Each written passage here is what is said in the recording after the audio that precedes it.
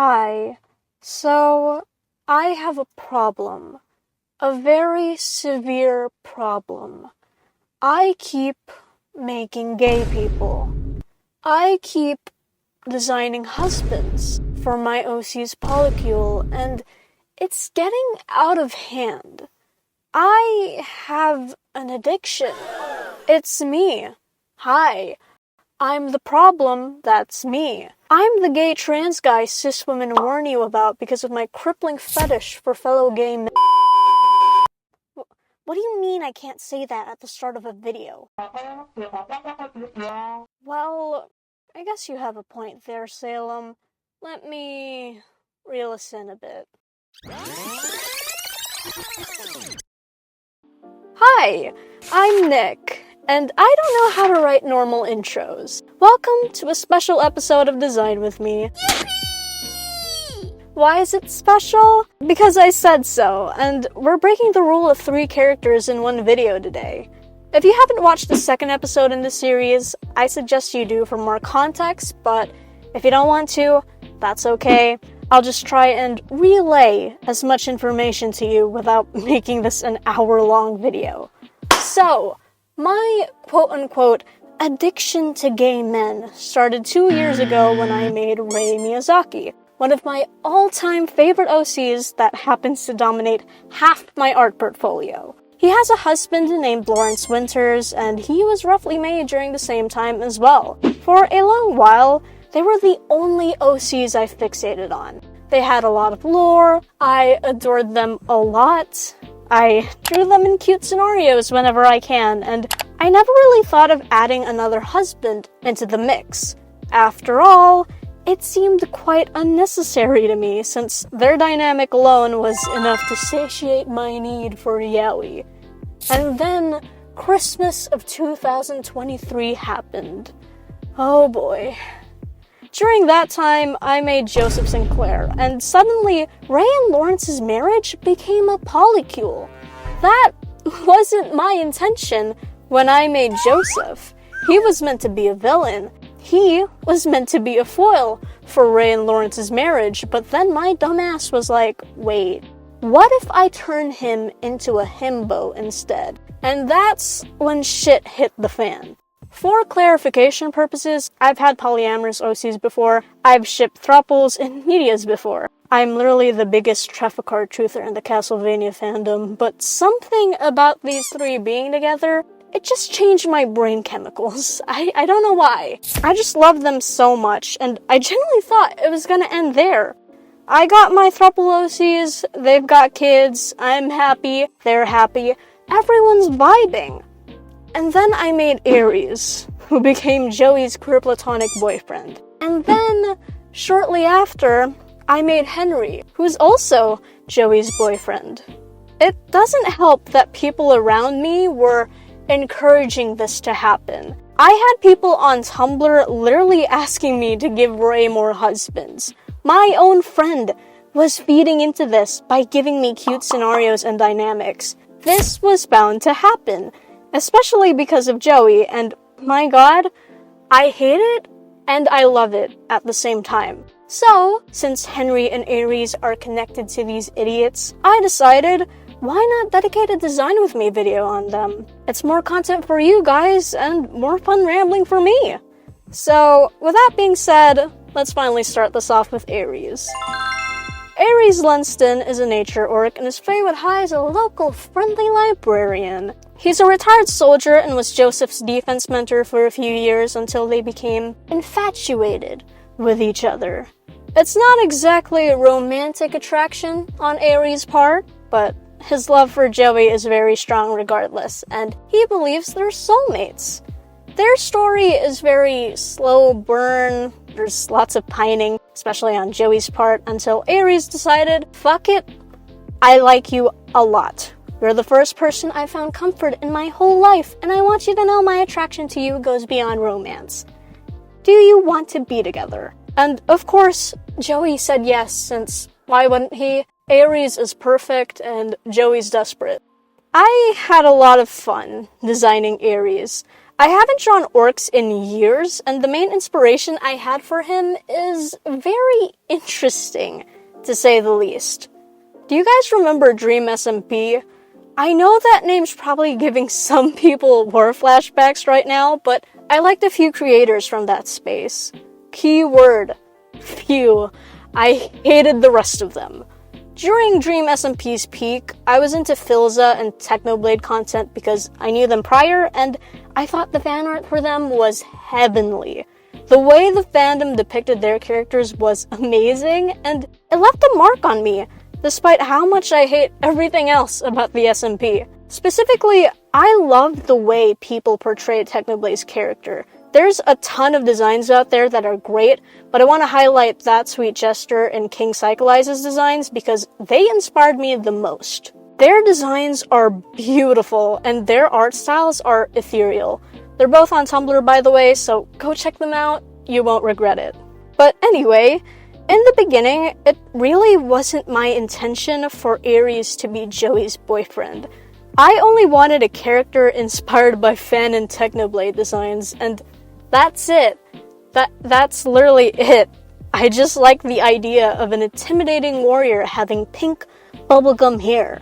I had no other prompt in mind until I was encouraged into this mess, so thank you to my enablers. You know who you are. Back to design talk. I wanted Ares to have a strong yet soft appearance. I wanted him to be a stereotypical gentle giant archetype mixed with the gardener and book nerd trope, because I love those kinds of characters. They're very comforting, and I need more comfort OCs. I'm always in need of more comfort OCs. Ares' hair was a pain in the ass to figure out. I had to look up hairstyling tutorials just for him, so shout out to Lithunium Snow. His content is stupidly entertaining, and he's great at what he does. Without his hairstyling videos, Ares would be bald, so go check him out. He's hilarious. With that being said, designing Ares' clothes was a breeze for me, hence why I didn't draw the usual chibi concept first, plus this design's pretty old.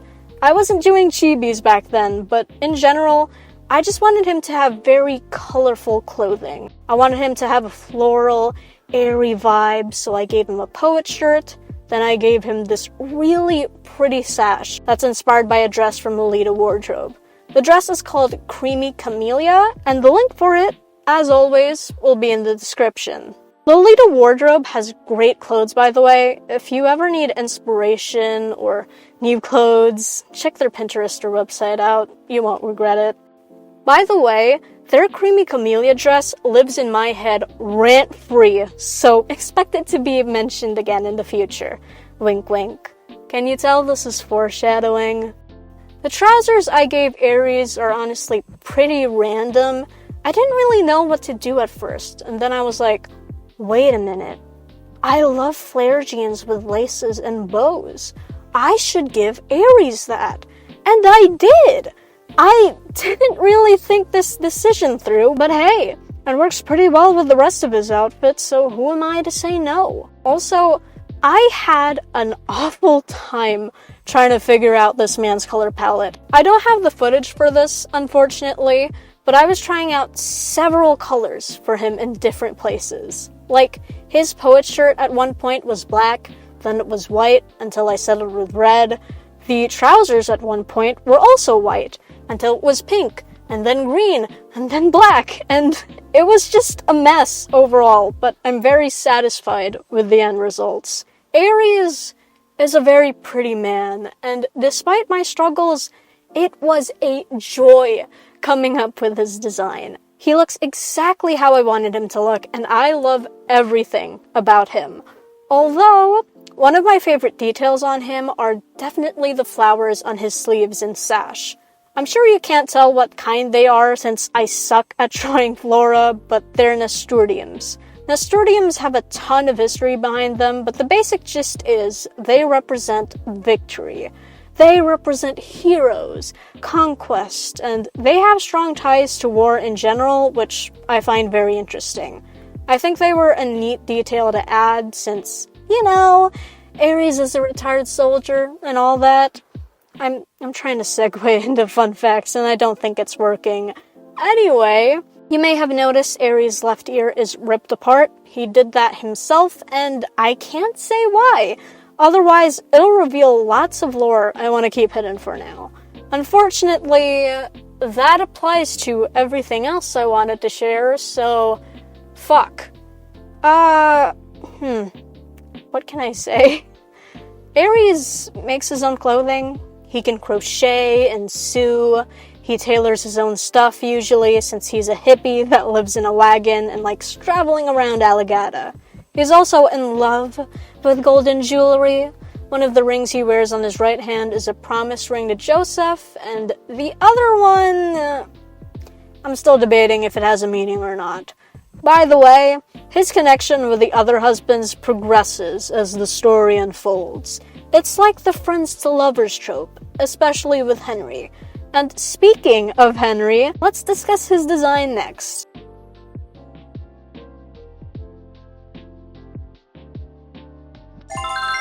Henry Bautista is a normal human man who teaches language arts in Faywood High. He's Aries' pen pal and book buddy, and now he's his boyfriend. And Joey's boyfriend too! Wow. How did that happen? Magic? I don't fucking know. I might be his creator, but you tell me. Anyway, Henry is a very sweet person, and you heard me right, folks. He's human. He's a dork, and he's a lovesick loser. He's literally just a silly little guy who's enamored with 3 fairies and 1 orc. There's nothing special about him at all. He doesn't even have elemental powers. He's just another one of those boring comfort OCs I own, and I adore him. Immediately, I have something to confess. I don't remember if I mentioned this in previous videos before, but I love Bendy and the Ink Machine. It's been a special interest of mine ever since it was released, and it's no secret that my OCs Joey and Lawrence are directly inspired by Joey Drew and Sammy Lawrence. Meanwhile, Hammy over here, well, it's pretty obvious he's inspired by Henry Stein. Specifically, he's inspired by this one popular fanon design from the Ask the Ink Demon Tumblr blog.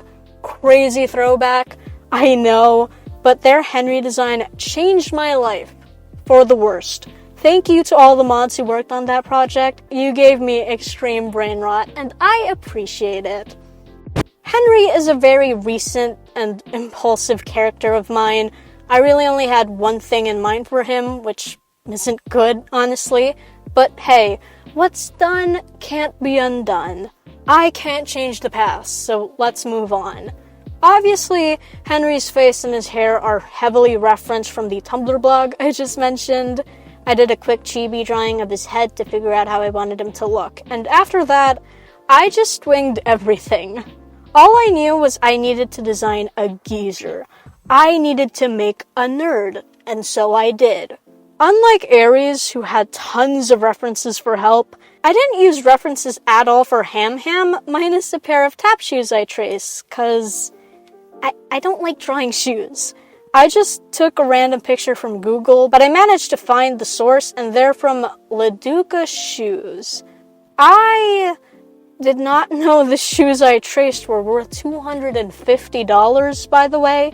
I'm just as shocked as you are. Like, wow, that's worth 14,000 pesos in the Philippines. Like, what the hell?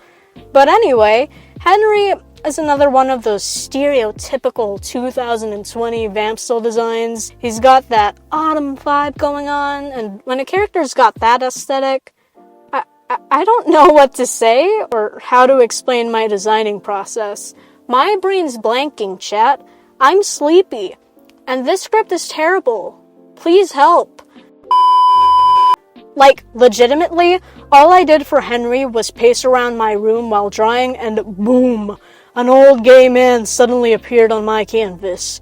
It was crazy. It was horrifying, and I was traumatized. Okay, but seriously though, during the start, Henry was meant to have a dark academia vibe. I wanted him to have one of those fancy, dark brown trench coats until I decided, that's a really overused design. What if I go for the more casual vest and button-up shirt instead, but make it a little more colorful? And that, my dear viewers, is how I got Hammy's turquoise and pink color palette, and my goodness, I love it. It's so much better than the brown monochromatic palette I wanted at first.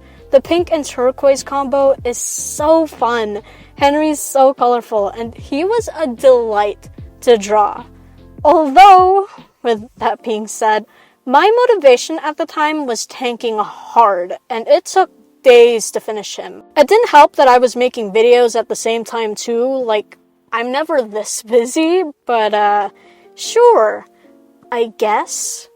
To spice things up a bit, I played with different patterns for Henry's clothes to make sure he wasn't plain looking.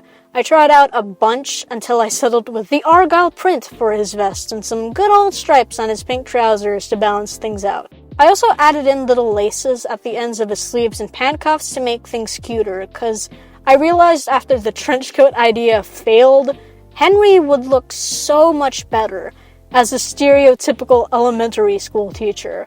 Does that make sense? Like, I wanted him to look really classy, but fun. I wanted to show off his artistic side with his clothing, and I think I nailed it, especially with that cute bag he's got. If I went with the dark academia vibe, he'd look so plain, and it would be an injustice with how whimsy Henry really is. I don't know, maybe I'm just yapping, but the clothes and color palette I chose for him are perfect. It's a good balance of formal but funky, which suits his personality much more than your average Pinterest outfit. But also, you might have noticed in the speed paint, I was going back and forth with this shirt color. I kept going with black, and then white, and then black, and then white, until I inevitably went with black because I feel like it emphasizes his vest and trousers more. It makes the colors pop out, and that's something you usually want in a fun design like this. Other than that, I got nothing else to say. Henry looks like such a geezer, and I love him. I know, I keep repeating myself, but I genuinely love him so much. He's so cute, he's so handsome, he's so dad-shaped. He might be my favorite OC right now, which is insane to say. Like, I'm so sorry, Ray. Someone finally overtook your title. The world is ending. Anyway, here's some fun facts about Hammy before I end the video. The Pom-Pom Purin keychain he has on his bag is a gift from Poppy. She's from episode 3 in this series, by the way. She likes to associate all her dads with Sanrio characters, and since Henry likes dogs in the color yellow, she just naturally chose the butthole dog for him. It's also the reason why I'm cosplaying as Pom-Pom Purin right now, but you don't need to know that. Henry has a watch collection, and it's the only expensive thing he owns, minus his nice shoes. He added the little dangly parts on his glasses to match with Joey, and I forgot to draw a ring on his hand. Oh. Well then. I'm stupid. I'm so stupid, and that's all I can think of sharing, so let's move on.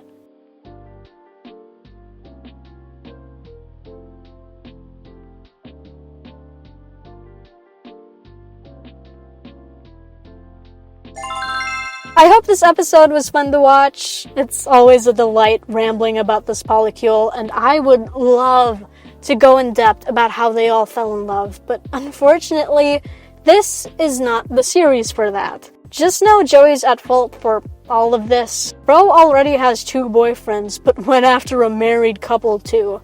He's insane. He's despicable. Someone please cancel him for being a homewrecker. And while you're at it, cancel Henry too, since he literally fawns over Ray and Lawrence with Joey like it's a normal bonding activity. And Aries, he didn't do shit about this. Don't hurt my man. He did nothing wrong.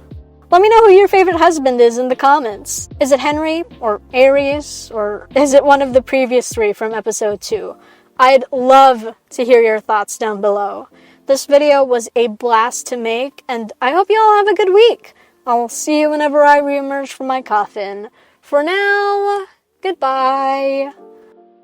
Also, before anyone complains or something, I'm well aware my OC's polycule is not for everyone. I've seen how y'all treated the boyfriend's webcomic before for being silly, and I don't want that in my comments. Yes, I'm aware this polycule is idealized. No, I don't really care because they make me happy, and that's all that matters. Just because you don't like someone's queer depiction doesn't automatically make it bad queer representation. Always remember that. And don't call trans men gay fetishists. That's really weird. Don't be a yaoi hater. Be a Chad yaoi enjoyer instead. Can you tell I have trauma about this? That's why I'm adding this unnecessary note at the end. Sorry, but adios. For real this time.